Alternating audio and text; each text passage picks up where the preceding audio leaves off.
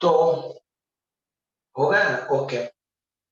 Wave का जो equation बनता है वो v इक्वल एफ लैम्डा होता है, और इलेक्ट्रोमैग्नेटिक वेव के लिए होगा c equal F lambda differentiating with respect to time. तो delta c by delta t, ये u इनटू v का रूल्स आपको मालूम होगा। u का डेरिवेटिव v कांस्टेंट, सेकंड में u कांस्टेंट, v का डेरिवेटिव। तो पहले f का डेरिवेटिव लैम्डा कांस्टेंट, सेकंड में f कांस्टेंट और लैम्डा का डेरिवेटिव, ये पता चला आपको। b ग्रुप वाला ये उसका रूल्स है डॉट प्रोडक्ट का। यानी u का डेरिवेटिव करो तो v कांस्टेंट रहेगा, सेकंड में u कांस्टेंट रखो तो v का डेरिवेटिव। वैसे ही मैंने किया है। अभी स्पीड ऑफ लाइट है ना, कांस्टेंट है, उसकी वैल्यू 3 × 10⁸ मीटर पर सेकंड है, तो उसका डेरिवेटिव 0 होगा। v कांस्टेंट है तो उसका चेंज 0 हो जाएगा। तो delta c by delta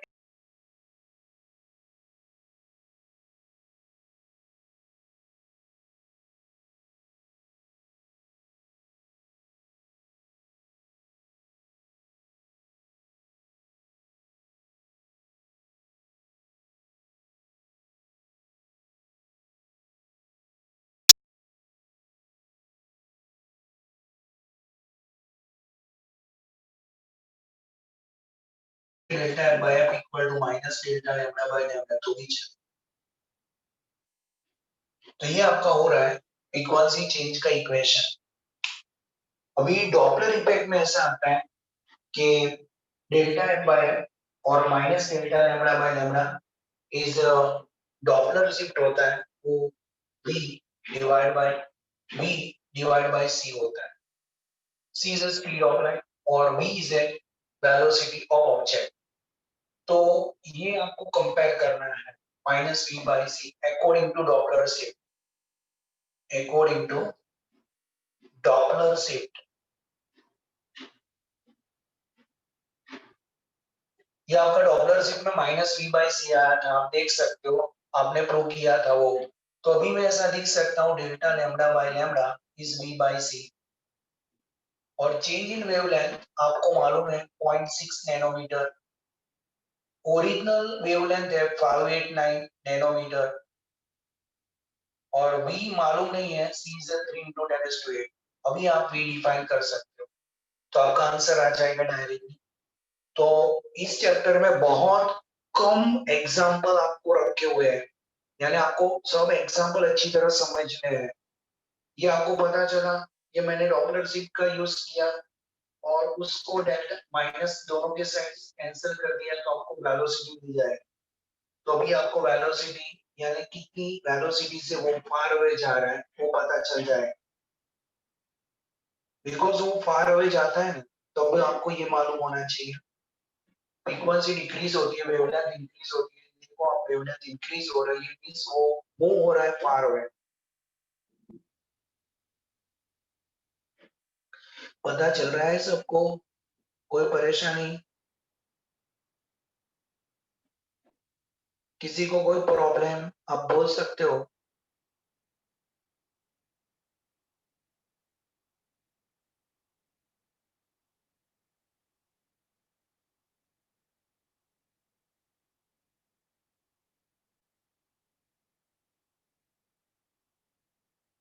okay,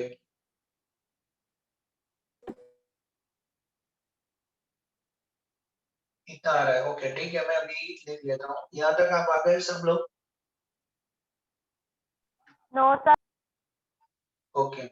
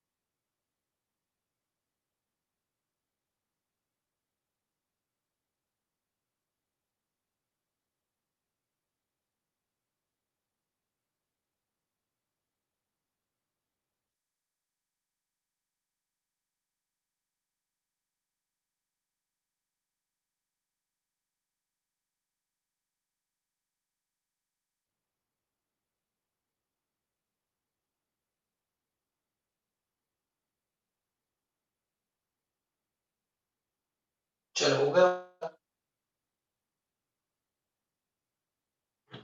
yes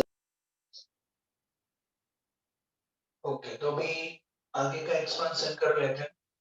मैंने इसलिए यूनिट रखा है कि न्यूटन नैनोमीटर कैंसिल हो जाएगा। 0.6 3 into 10⁸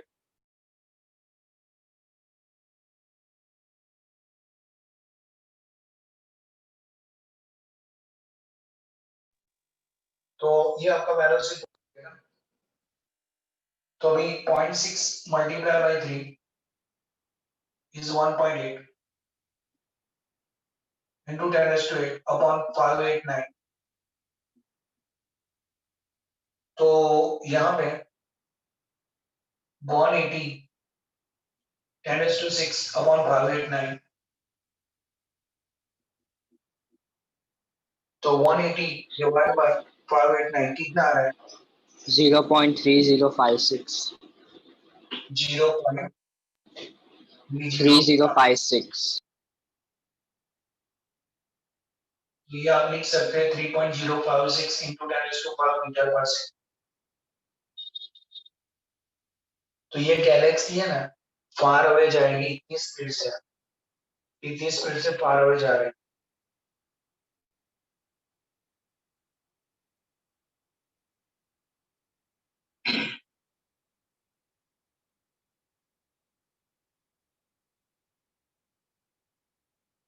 अभी दूसरा इलस्ट्रेशन ये हो चुका है सबका।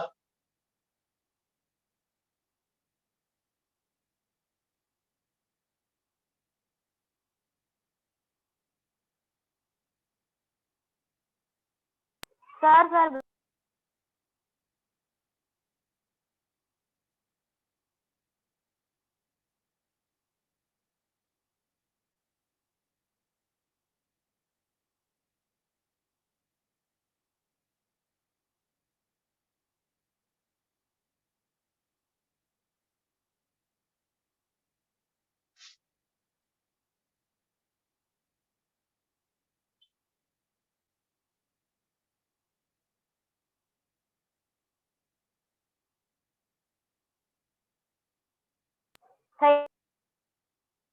चलो तो अभी आगे बढ़।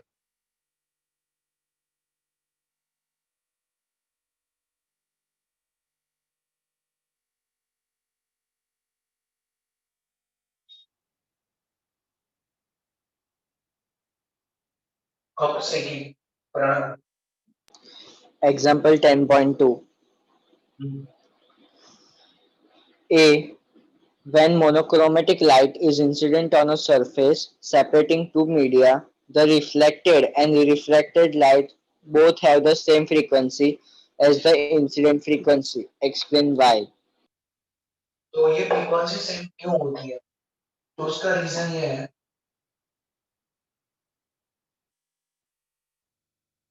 अब अच्छी तरह समझना। ये या हमें इंसिडेंट लाइट दे रहा है, तो उसकी जो वेवलेंथ है वो यहाँ पे लैम्डा बाय ईटा होती है। ये तो आपको मालूम है। When it will be traveling in the denser wavelength will be decreased by eta। अभी आपको ये भी मालूम है कि when the it will be traveling from rarer to the denser it will be moved towards the normal। ये भी आपको मालूम है। तो आपको मालूम है कि यहाँ पे स्पीड c होगी, तो यहाँ पे स्पीड c by eta होगी, because v equal to c by eta। तो आपको इक्वेशन ये भी मालूम है v equal to f lambda। When the lambda decrease, the velocity will be decreased, but the frequency remains the same, because जब lambda eta y की होती है तो velocity भी eta part की होती है। अब दोनों कैंसिल हो गए तो फ्रीक्वेंसी रिमेन्स द सेम। यानी यहाँ पे जब रेस ट्रैवल होता है, वेव्स ट्रैवल होता है, तो only the wavelength will be change, and due to the wavelength change the speed of wave will be changed, but the frequency here does not change according to equation। जितने amount में lambda decrease होता है इतने ही amount में velocity of wave decrease होता है, but the frequency remains the same. दूसरा point, जो इंसिडेंट होके रिफ्रैक्टेड रेस बन रहा है उसकी बात कर रहे हैं। रिफ्लेक्टेड रेज के तो लिए कोई प्रॉब्लम ही नहीं है, जिस मीडियम में वही मीडियम में वापस जा रहा है, यानी उसका तो फ्रीक्वेंसी चेंज होने का कोई प्रॉब्लम ही नहीं है, because the medium are the same. When the medium change, the velocity change and the wavelength change. जितने अमाउंट में वेवलेंथ डिक्रीज होती है ना, इतने अमाउंट में स्पीड डिक्रीज होती है। तो आपको मालूम है, ये मैंने गलत लिखा है, v equal to f lambda, तो आपको ये लिखना है when the wavelength is decreased by eta part, तो speed is also decreased by eta part, and therefore frequency remains the same. Frequency remains the same. ये आपको समझाना है। ये लोग ऐसा भी बोल रहे हैं कि when the electromagnetic waves, जिसको मीडियम नेसेसरी नहीं है, वो पास होते हैं, तो उसमें इलेक्ट्रोमैग्नेटिक वेव प्रोपोगेट होते हैं, उसकी फ्रीक्वेंसी पे मीडियम इफेक्ट नहीं करता है, इसलिए हर जगह पे फ्रीक्वेंसी सेम होती है। ये दूसरा रीजन है। आप कोई भी रीजन से एक्सप्लेन कर सकते हो। तो इलेक्ट्रोमैग्नेटिक वेव्स में electric field and magnetic field के वेव वेक्टर मोशन करते हैं, उसके कारण उसकी वेवलेंथ चेंज होती है, उसकी फ्रीक्वेंसी चेंज नहीं होती है, because this electromagnetic waves is produced due to the motion of electron, और उसकी फ्रीक्वेंसी चेंज नहीं होती है, उसकी वेवलेंथ चेंज होती है when the medium change, and therefore here frequency remains the same. मैं सेकंड पॉइंट बोला वो आपको पता चला। ये सब थियरी टाइप है, आपको अपनी तरफ से समझना पड़ेगा। ये आपको एग्जाम्पल में लिखना है तो लिखना पड़ेगा, तो ये आपको मैं समझा रहा हूँ अभी। 2-3 साइड से मैं आपको समझा सकता हूँ कि ऐसा ऐसा हो सकता है। पहला तो बहुत क्लियर है, वेवलेंथ डिक्रीज होती है ना, तो वेलोसिटी भी डिक्रीज होती है मीडियम, तो उसके कारण फ्रीक्वेंसी तो सेम ही रहेगी, उस पर कोई इफेक्ट नहीं होती। दूसरा पॉइंट ये भी है, ये इलेक्ट्रोमैग्नेटिक वेव्स है, और इलेक्ट्रोमैग्नेटिक वेव्स में मीडियम खुद यहाँ पे पार्टिसिपेट नहीं करता है, उसमें इलेक्ट्रोमैग्नेटिक वेव प्रोपोगेट होता है, तो उसमें इलेक्ट्रॉन वाइब्रेट होते हैं due to the electromagnetic motion.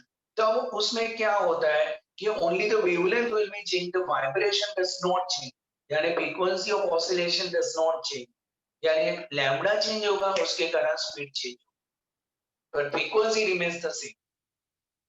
पता चला? फिर हम दूसरे पॉइंट की ओर जाए। ओके, किसी को डाउट? दो हमारे रीजन थे, नील पता चला, Jaymin, Pranav? Yes sir. Okay, Yes, sir. तो अभी दूसरे पॉइंट की ओर जा रहे हैं। तो ये उसका फर्स्ट पार्ट था, आप समझो केवल ये पॉइंट थियरी टाइप है, आपको खुद को दिखाना है तो ये इक्वेशन भी आप दिखा सकते हो। अभी दूसरा पॉइंट, चलो दूसरा पॉइंट।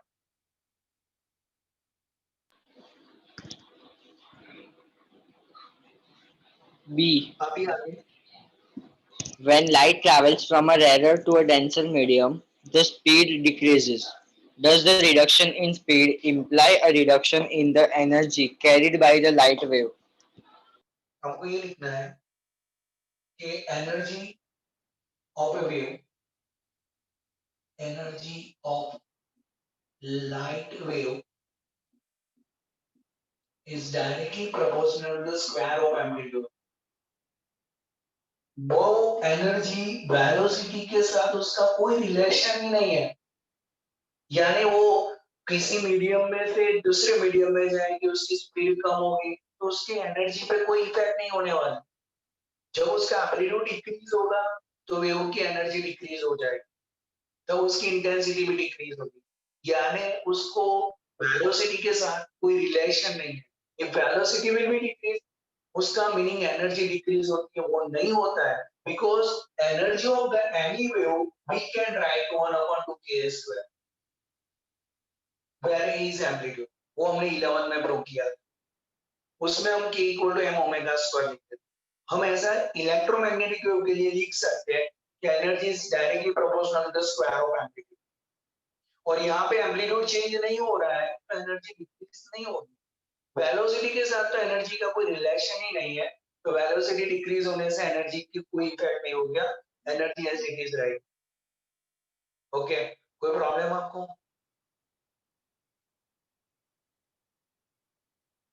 ये पता चल रहा है, ये रीजनिंग का क्वेश्चन है। फिर मैं आगे बढ़ू, सब कैलकुलेटिव नेचर में नहीं होते। क्लियर है? तो हम आगे बढ़े। ओके, तो भी किसी को कोई प्रॉब्लम? रुचि, तुम्हें पता चल रहा है?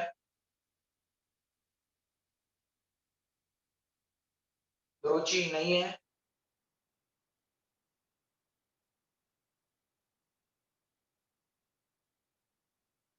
अभी हम आगे बढ़ रहे हैं। चलो अभी आगे तीसरे पॉइंट। C. हाँ, In the wave picture of light, intensity of light is determined by the square of the amplitude of the wave. What determines the intensity of light in the photon picture of light? I equal to E by T, energy per unit area per unit time. It is known as the intensity of light. Intensity.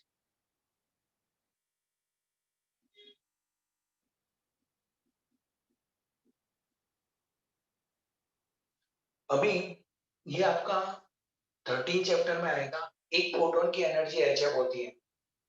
यदि मैंने आपको एक photon दिया तो H, मैंने आपको 20 photon दिया तो 20 एच।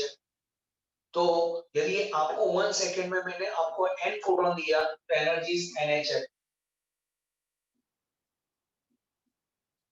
तो ये हमारे एनर्जी हुई। HF is energy, it is known as a quanta. Quanta is a one photon की एनर्जी। यदि आपको मैंने 20 दिया फोटोन पर सेकेंड तो आपको 20 HF एनर्जी गेन हुई।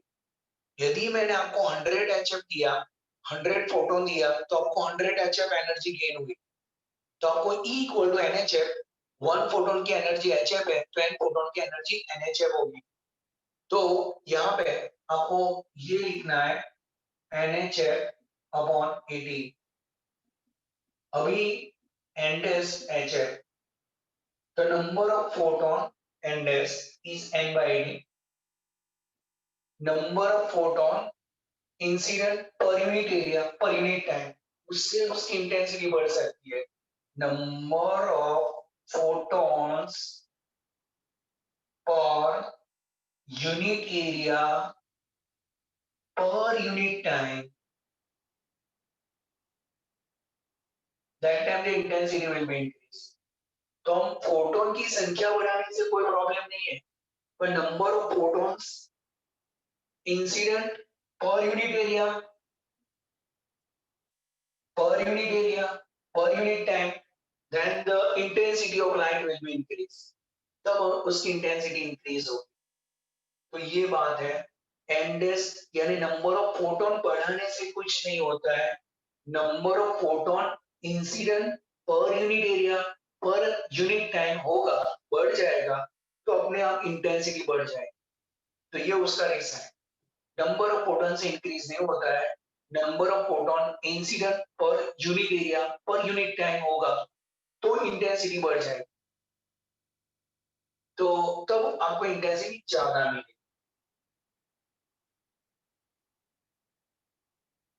चलो कोई प्रॉब्लम आपको?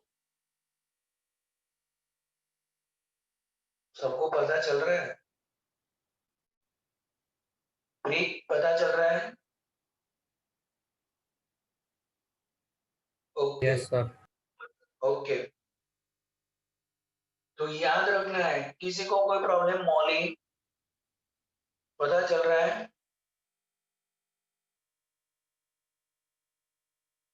तो यूनिट एरिया में हम ज्यादा फोटोन इंसिडेंट करेंगे पर यूनिट टाइम में, तभी हम इंटेंसिटी ज्यादा ले पाएंगे।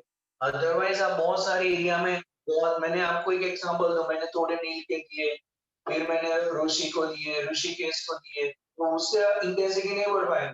पर मैंने पूरे अंकित को ही डाल दिए तो अंकित पे इंटेंसिटी मेरी बढ़ जाए, क्योंकि unit area per unit time, यानी ज्यादा फोटोन हो ऐसा नहीं है। फोटोन इंसिडेंट करो एक पार्ट पे ही इंसिडेंट करो, per unit area per unit time, तो आपको इंटेंसिटी ज्यादा मिल जाए। अभी प्रॉब्लम नंबर 3 करना है, इलस्ट्रेशन 3। तो illustration 3,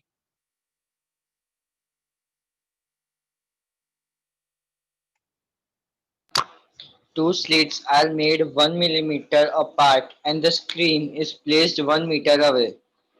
okay, slit is 1 millimeter apart, and distance between slit and screen, distance between slit and screen 1 meter away. 1 meter apart. Again, What is the fringe separation when blue-green light of wavelength 500 nanometer is used? what is the fringe separation?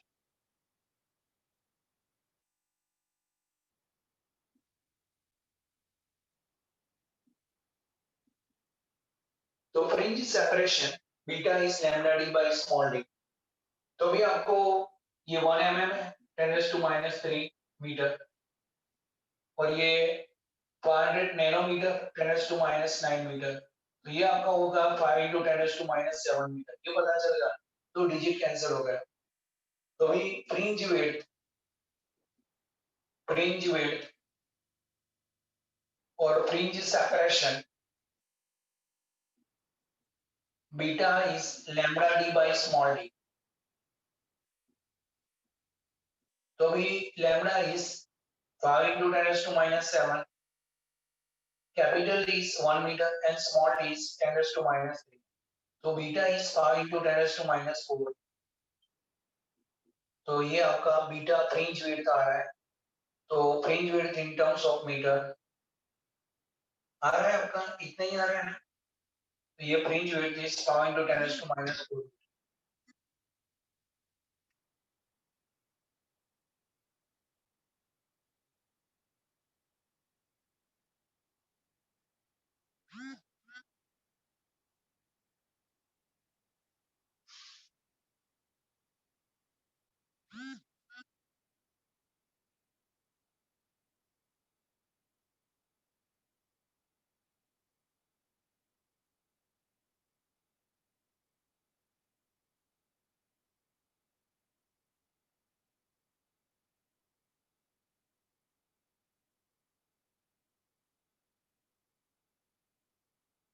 चलो, सबका हो चुका है। तो अभी fourth problem की ओर जा रहे हैं।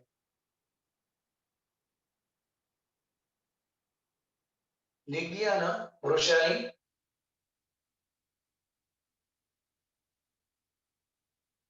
Yes.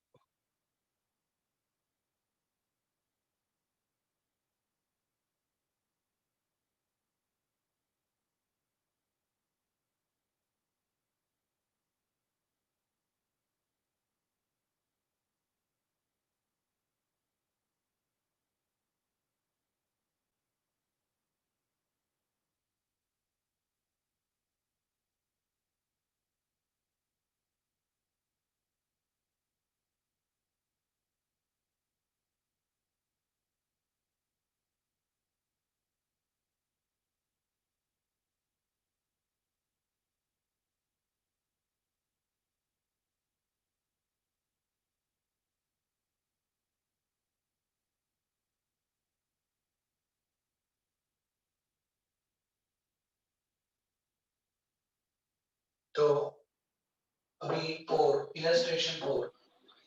Example 10.4. What is the effect on the interference fringes in a Young's double slit experiment due to each of the following operations? A. The screen is moved away from the plane of the slits. अभी देखो, हाँ, तो क्या हो सकता है? देखो, ये स्लिट है और ये हमारा स्क्रीन है, ये उसका डिस्टेंस है d। It will be move far away, यानी d इंक्रीज होगा। अभी beta is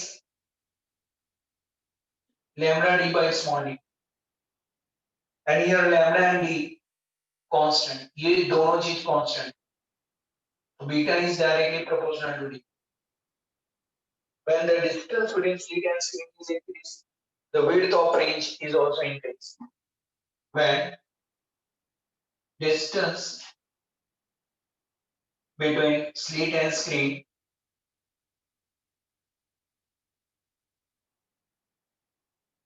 increase, when distance between slit and screen is increased,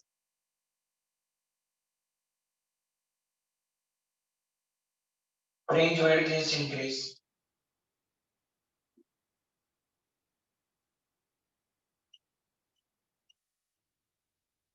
तो सेपरेशन विल बी इंक्रीज.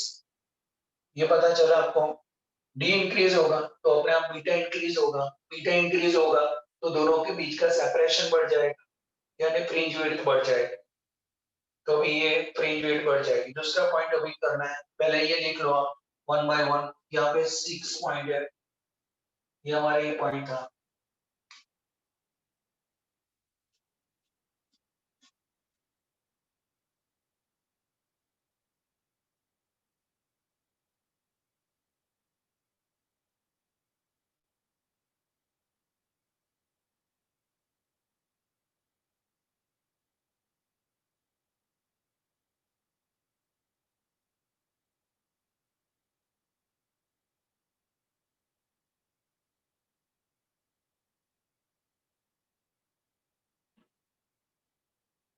हो गया आपका? 2 मिनट सर. करेंगे. ये हमारा स्लीट है और ये हमारा स्क्रीन है.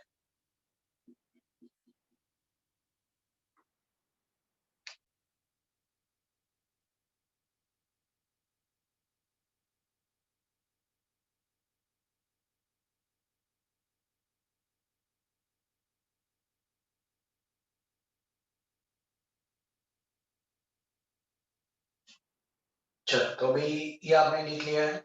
तो अभी दूसरा पॉइंट हो गया है. प्राची,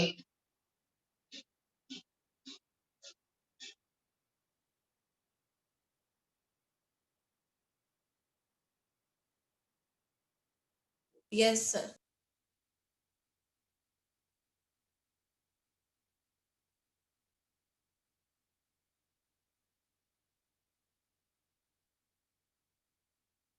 चलो अभी सेकंड पॉइंट इसमें. B. The monochromatic source is replaced by another monochromatic source of shorter wavelength. Okay, क्या है? वेवलेंथ डिक्रीज कर रहे हैं.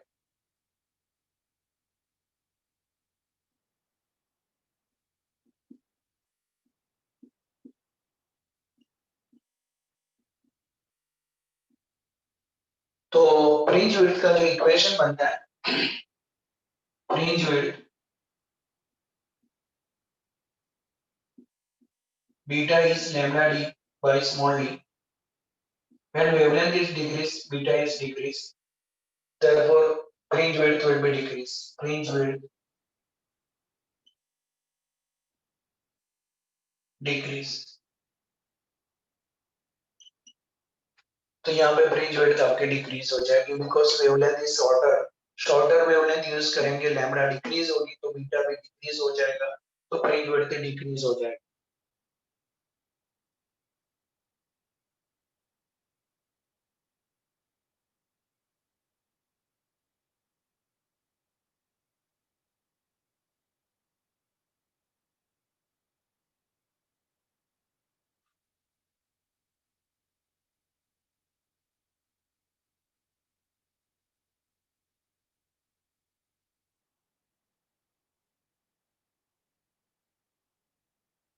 चलो तो हो गया अभी तीसरा पॉइंट. चलो आगे Pranav. C. The separation between the two slits is increased. यानी ये सेपरेशन हम इंक्रीज कर रहे हैं. तो separation between two slit is increase. तो separation between two slit is increase. तो हम ऐसा लिख सकते हैं beta equal to lambda D by D. When d is increase, तो beta is decrease. Therefore fringe width is decrease. तो यहाँ पे slit increase, width of slit यानी separation between two slit is increase. तो d is increase हो जाएगा तो beta is decrease. Therefore fringe width is decrease. Fringe width is decrease. तो आपका fringe width decrease हो जाएगा.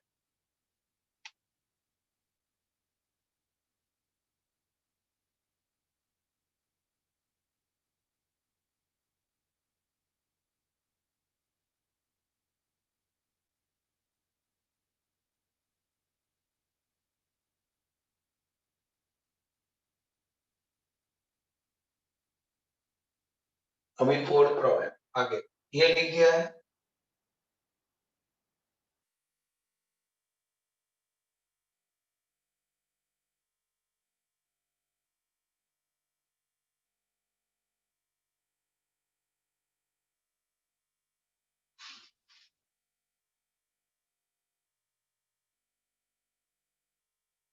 अभी D D D. The source slit is moved closer to the double slit plane. देखो ऐसा है, ये क्लोजर जा रहा है तो क्या होगा. तो ऐसा माना जाता है कि बहुत पास में आ जाएगा तो ये रेज वहां नहीं जाएगा, उसका डिफ्रैक्शन बंद हो जाएगा. थोड़ी देर के बाद आपका डिफ्रैक्शन बंद हो जाएगा. तो उसका मीनिंग ये होता है कि डिफ्रैक्शन आपका जो हो रहा है बेंडिंग ऑफ वेव वो बहुत पास आ जाना तो आपका डिफ्रैक्शन भी नहीं होगा, आपको कुछ दिखाई नहीं देगा, फ्रिंज विड्थ भी नहीं मिलेगी. तो फ्रिंजेस आपको नहीं मिलेगी थोड़ी देर के बाद. तो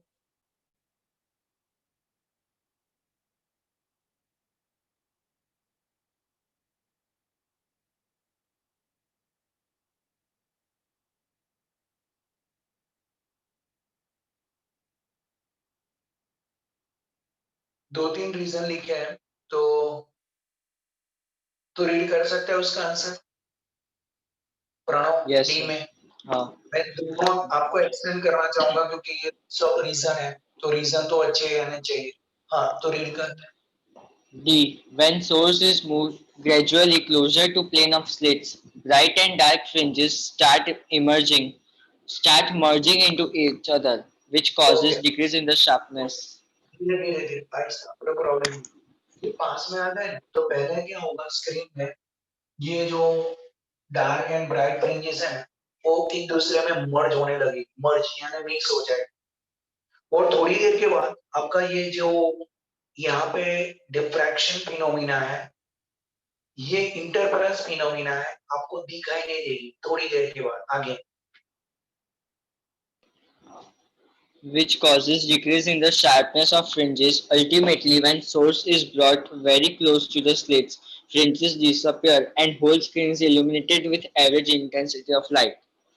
ओके फिर क्या होगा, बहुत पास में आ गया फिर ये हमें जो इंटरफेरेंस पैटर्न गेन हुआ है वो डिसअपीयर हो जाएगा और हमें पूरी यहाँ पे इंटेंसिटी आपको एवरेज मिल जाएगी.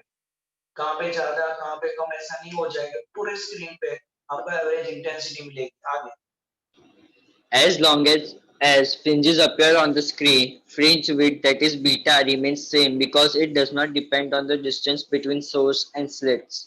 नॉर्मली बीटा तीन चीज पे डिपेंड करता है और उसके साथ ये रिलेशन, ये डी का कोई प्रॉब्लम ही नहीं है, ये डिस्टेंस कभी फॉर्मूला में आता नहीं. नॉर्मली फ्रिंज विड्थ पे ये इफेक्ट नहीं करता है, पर ऐसा हुआ कि बहुत पास आ गया तो ये पूरा डिसअपीयर हो जाएगा. यानी हम पास में ले आ रहे हैं तो डिसअपीयर हो सकता है, ये हमारा फर्स्ट रीजन. पर जो फ्रिंज विड्थ आपको दिख रही है, शायद आप थोड़ा लाएंगे, सपोज शार्पनेस आपकी डिक्रीज हो रही है तो भी प्रॉब्लम नहीं, पर उस टाइम पे आपकी विड्थ चेंज नहीं होगी. तो ये विड्थ चेंज नहीं होगी पर बहुत पास में आ गया तो पूरा मर्ज हो जाएगा और आपको एवरेज इंटेंसिटी पूरे यहाँ पे मिलेगा, यानी पूरे एवरेज इंटेंसिटी पे चला जाएगा. फिर आपको यहाँ पे इंटरफेरेंस पैटर्न ही नहीं मिलेगा, तो फिर इंटरफेरेंस पैटर्न नहीं मिलेगा तो फ्रिंज विड्थ की तो बात ही हम क्या कर सकते हैं। फिर भी उन्होंने बोला है कि फ्रिंज विड्थ ये फैक्टर पे डिपेंड नहीं करता है। पता चला, उन्होंने बोला डिसअपियर हो जाएगा, फिर ये ऐसा बोला कि फ्रिंज विड्थ नॉर्मली इस पे डिपेंड नहीं करता है। यहाँ पे तीन चीज पे ही डिपेंड करता है जो हमने ऑलरेडी स्टडी कर दी है। उस पे इफेक्ट करेगा तो उस पे इफेक्ट नहीं करेगा, फिर भी ये आप पास ले गए तो डिसअपियर हो जाए। ये 2 3 4 आगे। पति सर। ओके, अभी हम ऐप की ओर जाते हैं।